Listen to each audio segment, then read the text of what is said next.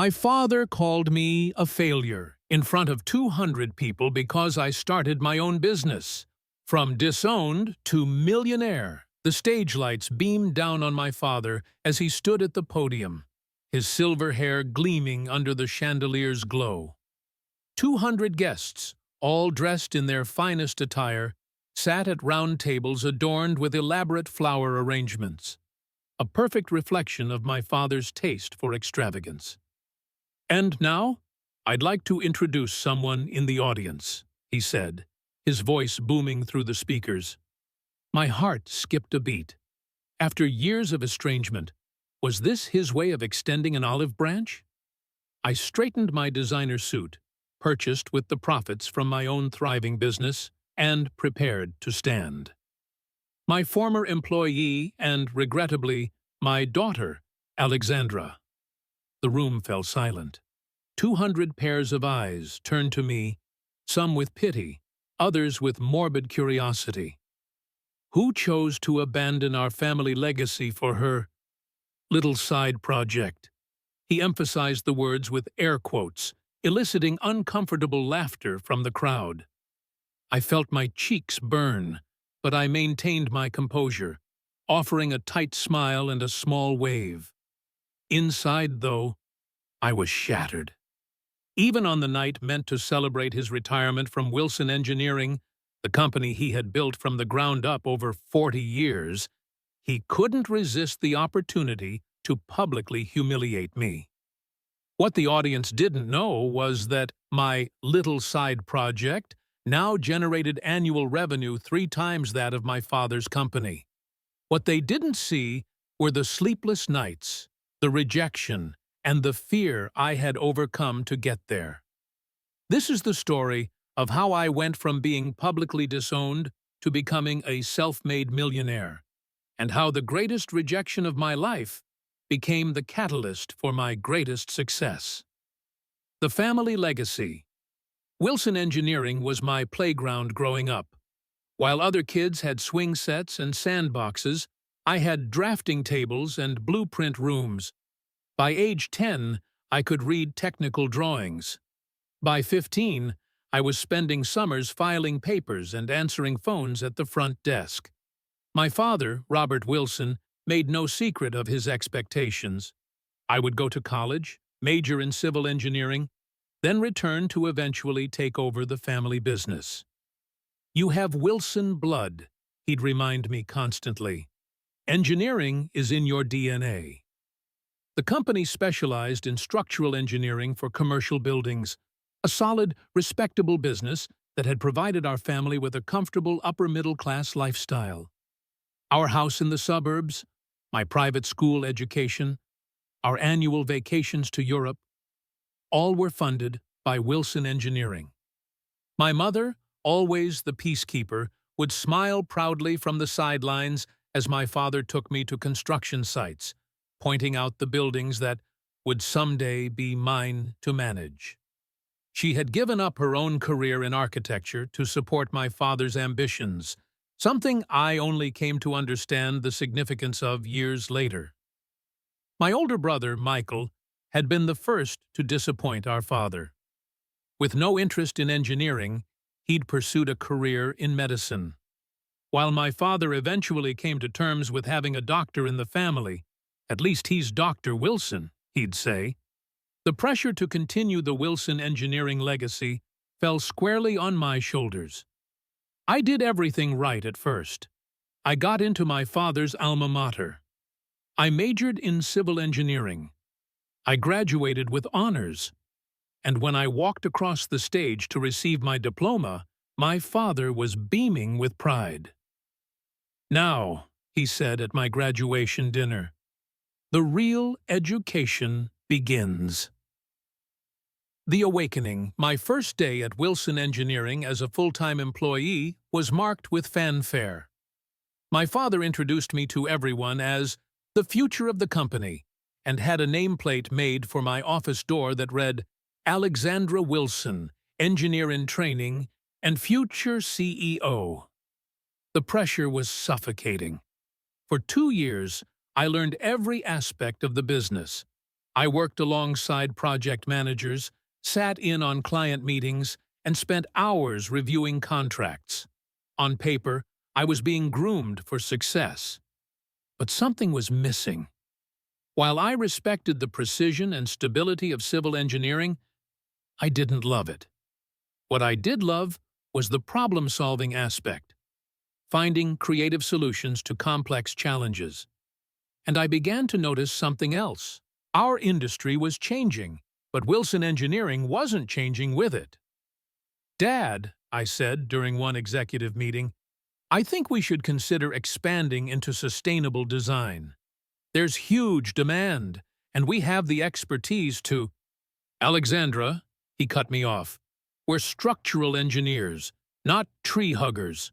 Our clients want buildings that stand up, not ones that hug the earth." Several executives chuckled. My face burned with embarrassment, but I pressed on. "The market is shifting. More clients are requesting LEED certification. If we don't adapt—" "That's enough," my father said firmly. "We've been successful for 40 years doing things my way. When you're in charge, which won't be for a very long time, you can chase trends. Until then, we stick to what works."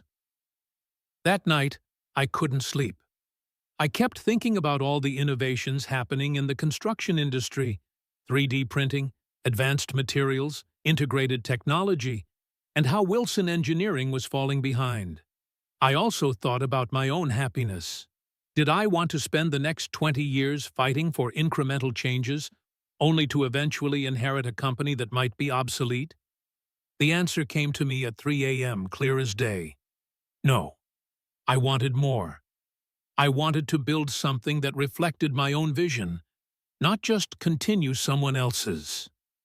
The fear of disappointing my father was overwhelming. The fear of living an unfulfilled life was worse. The breaking point. For months, I worked my day job at Wilson Engineering while researching my own venture on nights and weekends. I became interested in construction technology, specifically software that could help architectural and engineering firms streamline their design processes and improve collaboration. I called it BuildBridge, a cloud-based platform that would allow real-time collaboration between architects, engineers, contractors, and clients. No more miscommunication, no more version control issues, no more costly errors due to outdated information. When I finally gathered the courage to present my business plan to my father, I was hopeful. Maybe he would see the potential. Maybe he would even want to invest or partner with me. We met for dinner at his favorite steakhouse. I brought my laptop and a professionally bound business plan. "I've been thinking about the future," I began cautiously after we ordered. "Good," he said, seemingly pleased. "It's time you started taking more responsibility at the firm. I'm thinking you should head up the new downtown development project." "Actually," I said, taking a deep breath, "I've been thinking about a different kind of future." I explained BuildBridge, how it would work, the market potential, my vision for growth. As I spoke, my father's expression changed from curiosity to confusion to something I'd never seen directed at me before: contempt. "Let me get this straight," he said when I finished my pitch. "You want to abandon a successful, established engineering firm, your birthright, to create an app?" "It's not just an app, Dad. It's a comprehensive platform that could revolutionize how—" "Do you have any idea how insulting this is?" His voice was low, but intense. "I've spent 40 years building something for you. 40 years. And you want to throw it away to chase some tech fantasy?" "I'm not throwing anything away," I insisted. "I'm creating something new. Something that could complement Wilson Engineering, even help it modernize." "We don't need to modernize," he snapped, making air quotes with his fingers. "We need loyal leadership, someone who respects tradition and understands the value of what's been built."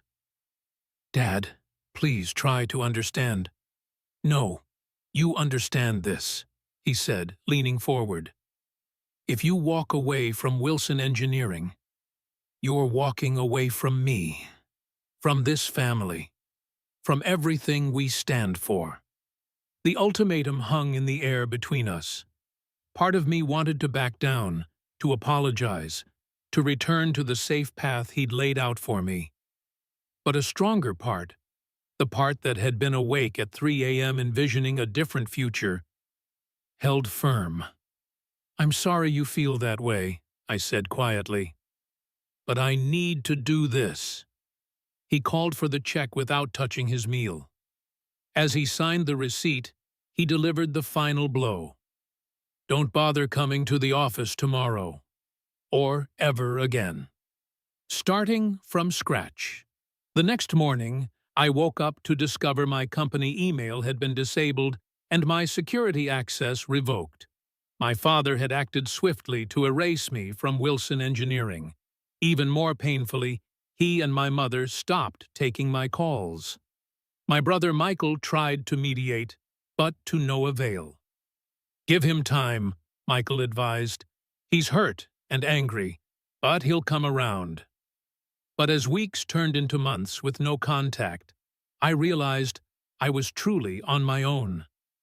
The fear was paralyzing at times. I had some savings, but not nearly enough to fund a tech startup. I had engineering knowledge, but limited software development experience. I had a vision, but no team to help execute it. What I did have was determination born from pain. Every rejection became fuel. Every doubt became a challenge to overcome. I moved out of my luxury apartment into a tiny studio to conserve funds. I attended every tech meetup and startup event in the city. I pitched my idea to anyone who would listen. Most importantly, I identified a key problem in the construction industry that needed solving: communication breakdown between stakeholders that led to costly errors and delays. My first break came when I met Raj Patel, a brilliant software developer who had worked on several successful applications. He was intrigued by BuildBridge and agreed to become my technical co-founder in exchange for equity. "The construction industry is ripe for disruption," he said after reviewing my business plan. "Everyone's focused on the sexy stuff, robots and drones. But the real pain point is information flow. If we can solve that, we've got something valuable." With Raj handling the technical development, I focused on what I knew best: understanding the needs of architects, engineers, and contractors. I conducted interviews with former colleagues, those who were willing to talk to me despite my father's influence, attended industry conferences, and immersed myself in research. 6 months after my dinner with my father, we had a working prototype. After another 3 months of refinement, we were ready to approach potential customers for a beta test. The fear of failure loomed large. What if no one wanted our product? What if my father was right, and I had thrown away a guaranteed future for a pipe dream? The first breakthrough. Our first potential client was Martinez Architecture, a mid-sized firm known for innovative commercial designs. Getting the meeting wasn't easy. I had to leverage a connection through a former classmate who worked there. But finally, I found myself in their conference room, facing their executive team. "We've tried collaboration software before," their CEO said skeptically after my presentation. "It never works because contractors don't use it. Engineers have their own systems, and everyone ends up reverting to email and phone calls." "That's exactly the problem BuildBridge solves," I replied, trying to keep my voice steady despite my pounding heart. "Other solutions try to force everyone to adapt to one system. BuildBridge integrates with the tools each stakeholder already uses, while maintaining a single source of truth for project information." I demonstrated how an architect's design changes would automatically update in the engineer's structural analysis, how contractors could flag issues from their mobile devices on site, and how clients could view real-time progress without endless email chains.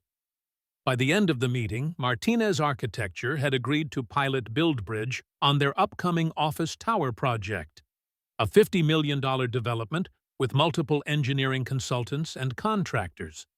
That night, I called Michael to share the news.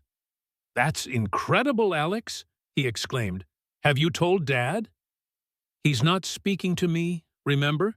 He asks about you, you know. He'd never admit it, but Mom says he follows your company online." My heart tightened. "He has a funny way of showing interest. That's just Dad. He's stubborn, but he still loves you." I wasn't so sure. But at that moment, with my first major client secured, I decided to focus on proving my worth through success rather than seeking approval. The climb, the Martinez project, was just the beginning. As word spread about BuildBridge's effectiveness in reducing errors and improving project timelines, more firms began to take notice. Within a year, we had expanded from 2 employees to 15 and moved from my apartment into a proper office space. Our growth wasn't without challenges. A larger competitor attempted to replicate our features. We faced technical setbacks that required complete redesigns of key components. One major client threatened to pull out when we missed a deadline for a critical update. Through it all, the fear of failure drove me to work harder, think more creatively, and push through obstacles that seemed insurmountable. The irony wasn't lost on me. I had left Wilson Engineering partly to escape the pressure, only to put even more pressure on myself. The difference was that now I was pursuing my own vision, not someone else's. By our second year, BuildBridge had secured $5 million in venture capital funding, allowing us to accelerate development and expand our marketing efforts. The investment validated what I had believed all along, that there was significant value in bridging the communication gap in construction projects. Our team grew to 50 employees. Our client list expanded to include 5 of the top 20 architectural firms in the country. Our annual recurring revenue crossed the $3 million mark. And still, I heard nothing from my father. I sent him and my mother invitations to our office opening. I mailed them press clippings when BuildBridge was featured in Construction Technology Today. I even asked Michael to show him our financial statements, proving that my little side project was now a legitimate business. "He's too proud," Michael explained after another failed attempt at reconciliation. Admitting he was wrong about BuildBridge means admitting he was wrong to push you away. The pain of his rejection never fully subsided, but it became more bearable as BuildBridge continued to thrive. I poured myself into growing the company, expanding our product line to include specialized modules for sustainable building design. Ironically, the very area my father had dismissed as a passing trend. The turning point. 3 years after starting BuildBridge, I received an email that changed everything. The subject line read, "Wilson Engineering, Potential Collaboration." My heart raced as I opened it, expecting to see my father's name. Instead, it was from Linda Prescott, Wilson Engineering's new Director of Operations, someone who had been hired after my departure. "Alexandra," the email read, "Wilson Engineering is exploring technology solutions to improve our project management processes. Your BuildBridge platform has been recommended by several of our partner architectural firms. Would you be interested in discussing how it might be implemented at Wilson?" I read the email 3 times, trying to process what it meant. My father's company, the very company he had accused me of abandoning, now wanted to use my technology. The irony was almost too perfect. After careful consideration, I replied with a professional proposal for a meeting. I didn't mention the family connection or ask about my father's involvement in the decision. If Wilson Engineering wanted BuildBridge, they would get the same treatment as any other potential client. The meeting was scheduled for the following week at Wilson Engineering's headquarters, the building where I had once expected to spend my career. Walking through those doors again after 3 years was surreal. Some faces I recognized, others were new. The receptionist did a double take when she saw me. "Ms. Wilson, it's been a while." I smiled politely. "Yes, it has. I'm here to meet with Linda Prescott." Linda met me in the lobby, a sharp, efficient woman in her 50s who had built her career modernizing traditional engineering firms. "Thank you for coming," she said, shaking my hand firmly. "I've heard a lot about you." "All good, I hope," I replied. "Mostly professional," she said with a knowing smile. She led me to a conference room where 5 other executives waited. My father was not among them. Throughout the presentation, I maintained my composure, explaining BuildBridge's capabilities, implementation process, and expected ROI. The team asked thoughtful questions, expressed genuine interest, and seemed impressed by what we had built. As the meeting concluded, Linda walked me out. "I should be transparent with you," she said as we reached the lobby. "Your father doesn't know about this meeting." I stopped walking. "Excuse me?" "He's been resistant to digital transformation, but the board and the rest of the executive team recognize that we need to evolve. We're hoping that once we can demonstrate the value of BuildBridge, he'll come around." I didn't know whether to laugh or cry. My father's company was going behind his back to adopt the very technology he had rejected along with me. "I appreciate your honesty," I said finally, "but I can't move forward without his knowledge. Send him our proposal. If he agrees to consider it, then we can continue discussions." Linda looked surprised. "You're turning down a major contract out of respect for someone who, forgive me for saying this, but who hasn't shown you the same courtesy?" "He's still the CEO," I replied, "and still my father." I left Wilson Engineering that day feeling oddly empowered. 3 years ago, I had walked out of that building heartbroken and terrified. Now, I was walking away from a significant contract opportunity on my own terms. 2 days later, I received another email from Linda. "Robert has reviewed your proposal. He's agreed to a meeting. Just you and him. His office, Thursday at 4 p.m. The confrontation. Thursday at 3:55 p.m., I stood outside my father's office, heart pounding. The nameplate still read Robert Wilson, CEO and founder. I adjusted my blazer, took a deep breath, and knocked. "Come in." He was standing by the window, looking out at the city skyline, older than I remembered, his hair more silver than gray now, his posture slightly stooped. When he turned to face me, his expression was unreadable. "Alexandra." "Dad." We stood in silence for a moment, 3 years of estrangement hanging between us. "Your proposal," he finally said, gesturing to the document on his desk. "It's comprehensive." Coming from him, this was high praise. "Thank you," I replied. BuildBridge has been implemented in over 50 firms now. The results speak for themselves. He nodded, then motioned for me to sit.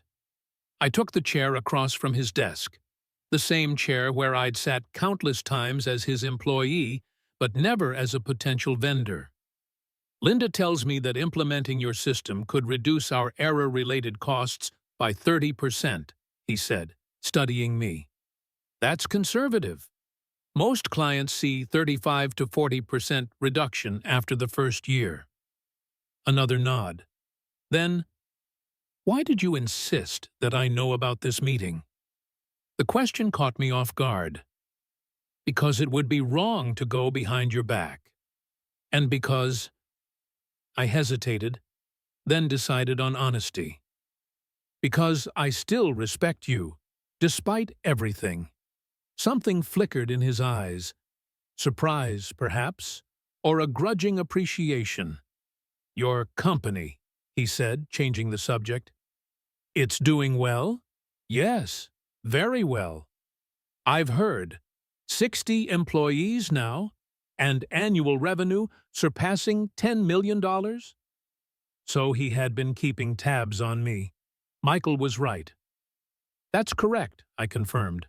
He leaned back in his chair, studying me with new eyes. "When you left, I thought you were making the biggest mistake of your life." "I know. I was wrong."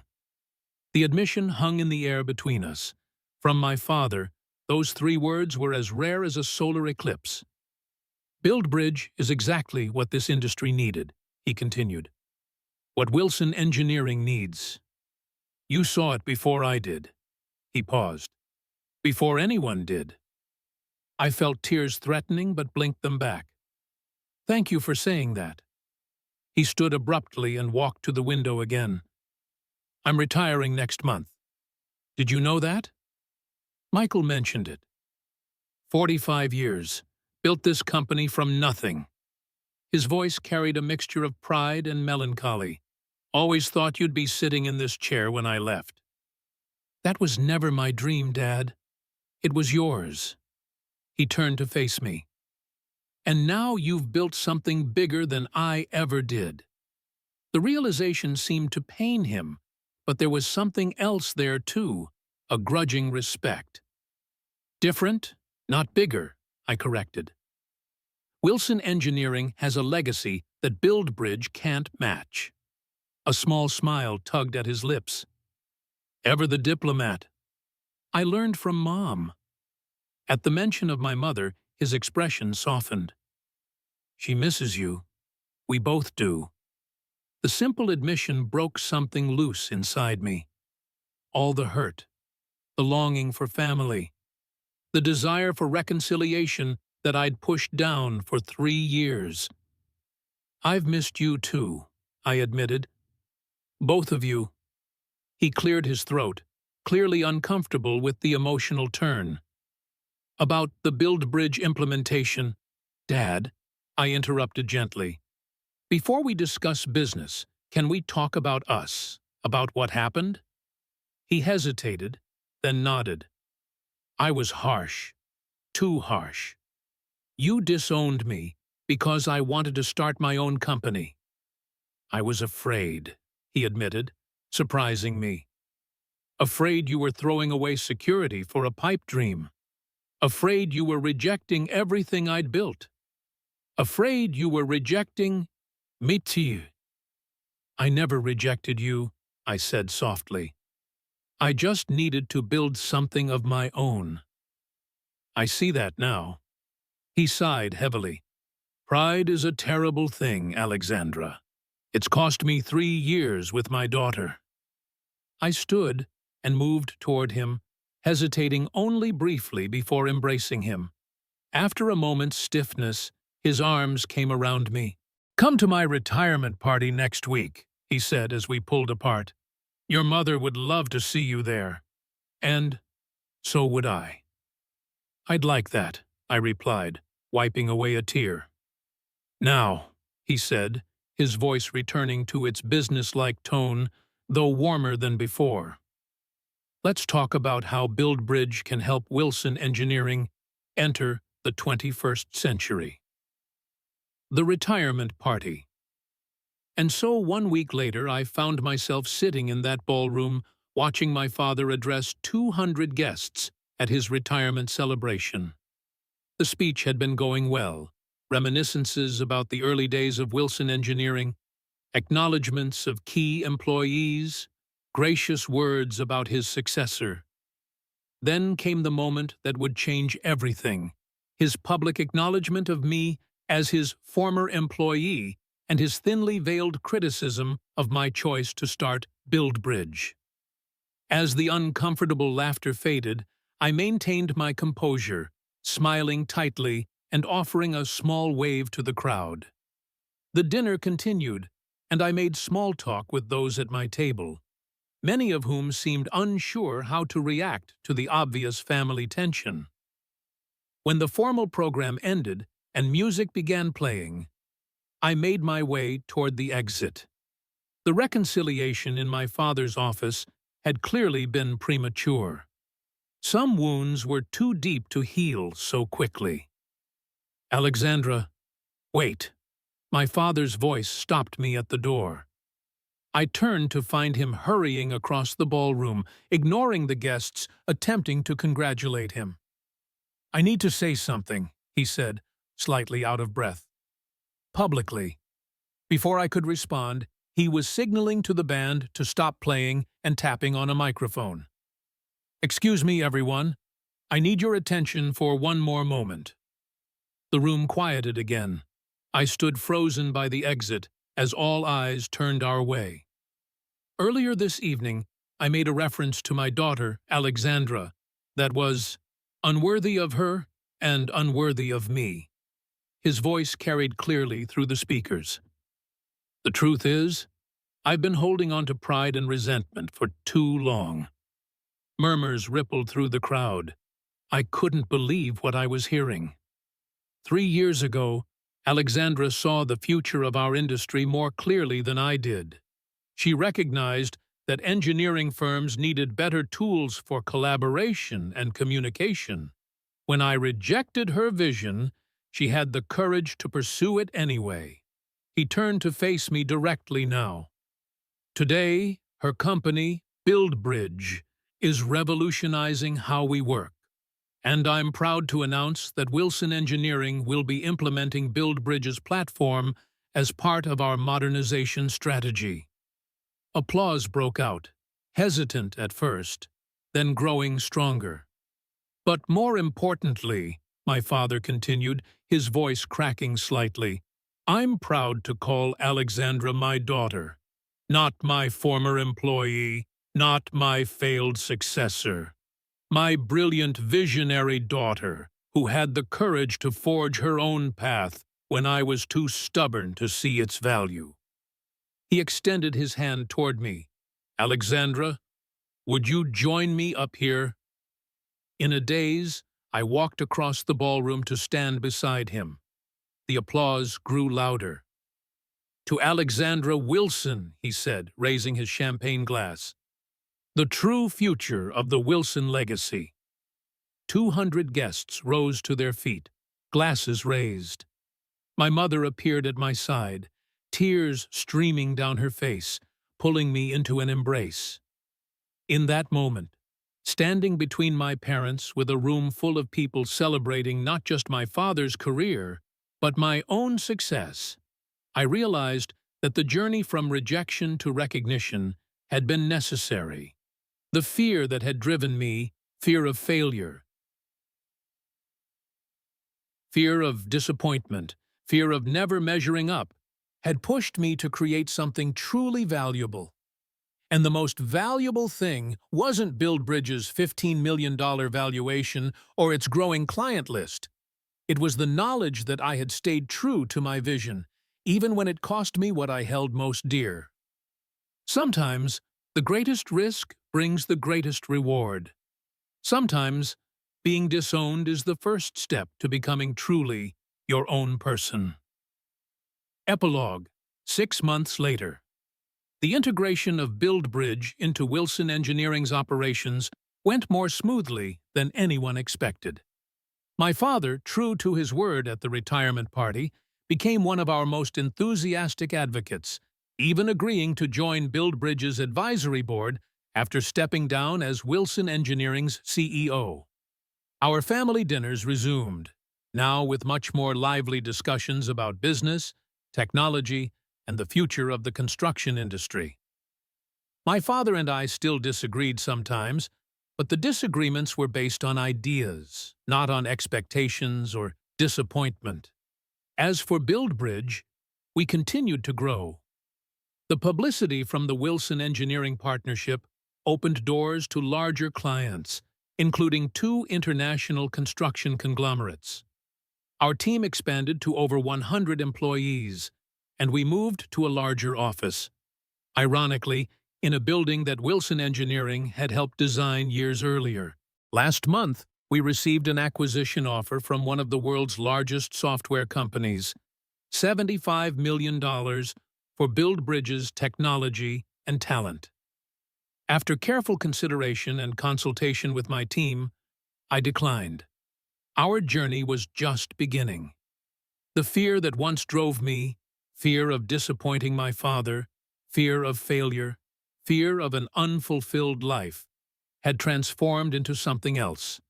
Excitement for the future, confidence in my vision, and gratitude for the difficult path that led me here. Sometimes, being called a failure in front of 200 people is exactly what you need to prove just how successful you can be. And sometimes, the family legacy you're meant to build looks nothing like the one you were born into. If my story resonates with you, remember this. The people who doubt you the most are often the ones who care the most.